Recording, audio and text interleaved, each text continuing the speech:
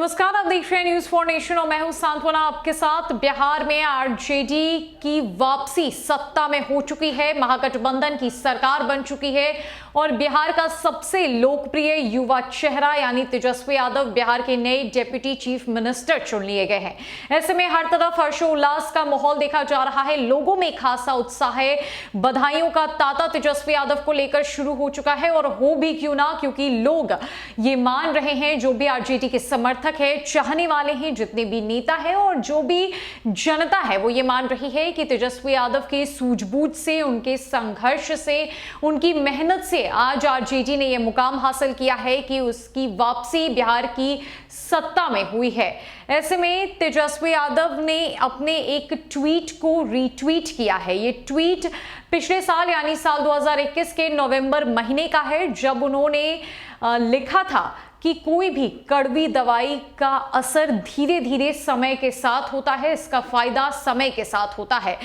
इस ट्वीट को आज रीट्वीट करते हुए तेजस्वी यादव ने लिखा है कि किसी भी बुक को उसके कवर से कभी भी जज नहीं करना चाहिए। इस ट्वीट के मायने ये निकल रहे हैं कि तैयारी काफी पहले से शुरू हो चुकी थी, तेजस्वी यादव ने कमर कस ली थी, असर दिखना धीरे धीरे शुरू हुआ, सफलता धीरे धीरे मिली और आज वो दिन आ चुका है, आज वो मुकाम आ चुका है जब आरजेडी ने बिहार के सत्ताधारी दल के तौर पर वापसी की है।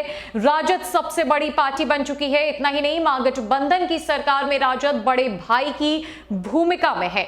तो पहले हम आपको ये दोनों ट्वीट्स दिखवाते हैं।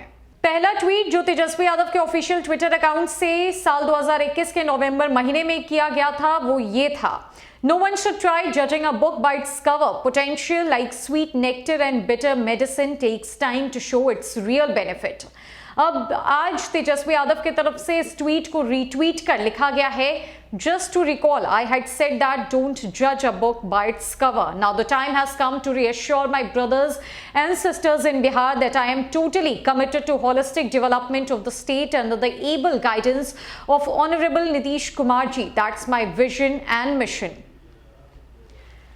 तेजस्वी यादव ने आज जनता के सामने अपने सारे पत्ते खोल दिए हैं। उन्होंने बता दिया है कि उनका विजन और मिशन क्या था, उन्होंने सत्ता में वापसी कैसे की है और उन्होंने इस बात को जनता को रिकॉल करवाया है कि कभी भी किसी बुक को उसके कवर से जज नहीं करना चाहिए। पहले स्थिति कुछ और दिखाई देती है, लेकिन स्थिति समझ नहीं आती है और जब वो साफ होती है तो सबको आश्चर्य में डाल देती है। बिल्कुल ऐसा ही कुछ हुआ जब इस बार बिहार की सरकार पलटी। अचानक से बीजेपी और जदयू का रिश्ता खत्म हो गया, बिहार एनडीए में टूट हो गई, नीतीश कुमार ने इस्तीफा दे दिया और रातों रात ये सब कुछ हुआ, जिसके बाद बिहार में महागठबंधन की वापसी हुई, राजद की वापसी हुई। तेजस्वी यादव ने बिहार के डिप्टी चीफ मिनिस्टर की कमान संभाल ली है। अब उन्होंने इस ट्वीट को रीट्वीट करते हुए उस वक्त को याद दिलाया है। उन्होंने ये बताया है कि उनकी क्या कुछ तैयारी पहले से चल रही थी, उन्होंने क्या कुछ सोच रखा था, कितना संघर्ष और कितना मेहनत उनके तरफ से किया जा रहा था